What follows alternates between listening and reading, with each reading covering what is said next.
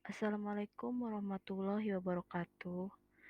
Di sini saya akan memaparkan tentang beberapa kesulitan yang saya alami selama mengajar mata pelajaran praktikum akuntansi perusahaan jasa dagang dan manufaktur.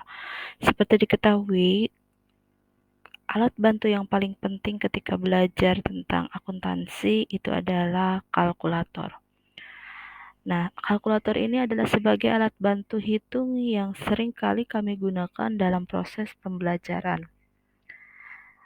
Adapun penggunaan alat bantu hitung dalam pembelajaran yang saya alami adalah di sini munculnya permasalahan tentang kurang efektifnya penggunaan alat bantu hitung siswa yang berupa kalkulator itu. Seperti kita ketahui, kalkulator adalah merupakan senjatanya anak akuntansi, kalau memang bisa dibilang begitu ya. Nah, di sini selama saya mengajar, banyak sekali anak-anak yang tidak mempunyai alat bantu hitung berupa kalkulator tersebut. Mereka menggunakan alat bantu hitung berupa kalkulatornya dengan menggunakan handphone, ya. Nah, di sini kalau menggunakan handphone, saya seringkali merasa kecolongan.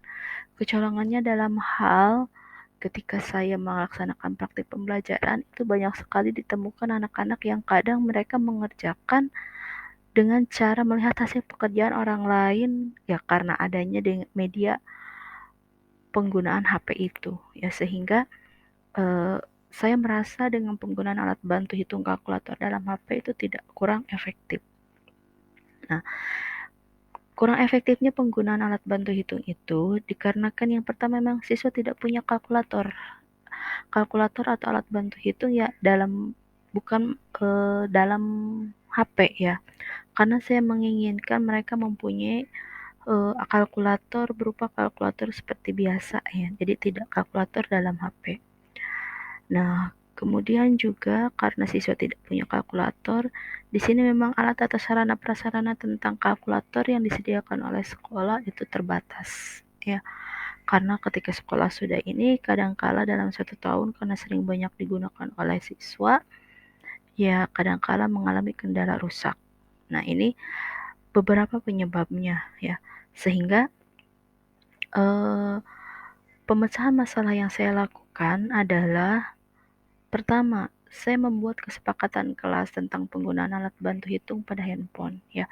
Jadi ketika belajar ya, saya kalau dalam pembelajaran biasa praktik keseharian, saya selalu menekankan kepada anak untuk memperbolehkan anak untuk menggunakan kalkulator dalam handphone. Karena terus terang kalau dalam akuntansi ketika tidak menggunakan alat bantu hitung itu pengerjaannya akan sangat lama. Sehingga ya saya memperbolehkan mereka menggunakan kalkulator di handphone pada saat latihan praktek di dalam kelas ya. Tetapi ketika ujian, ketika ulangan, saya tidak memperbolehkan menggunakan alat bantu hitungnya pada handphone karena terus terang kadangkala saya suka kecolongan oleh anak-anak yang ya saling menyontek lah seperti itu. Nah, itu jadi membuat kesepakatan kelas boleh menggunakan kalkulator di HP hanya pada saat latihan-latihan saja. Dan adapun pada saat latihan itu saya seringkali memang berkeliling kepada siswa-siswa tersebut ya untuk mengecek apakah memang handphone mereka gunakan untuk alat bantu hitung pada saat praktek tersebut. Kemudian solusi pemecahan yang kedua ya saya kembali mengajukan kebutuhan alat pembelajaran ya berupa kalkulator tersebut kepada sekolah ya.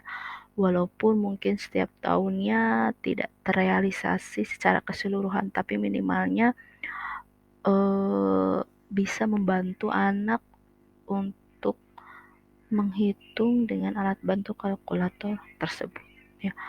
Nah, itu beberapa kendala mengenai alat pembelajaran yang saya hadapi dalam mengajar pembelajaran akuntansi. Terima kasih.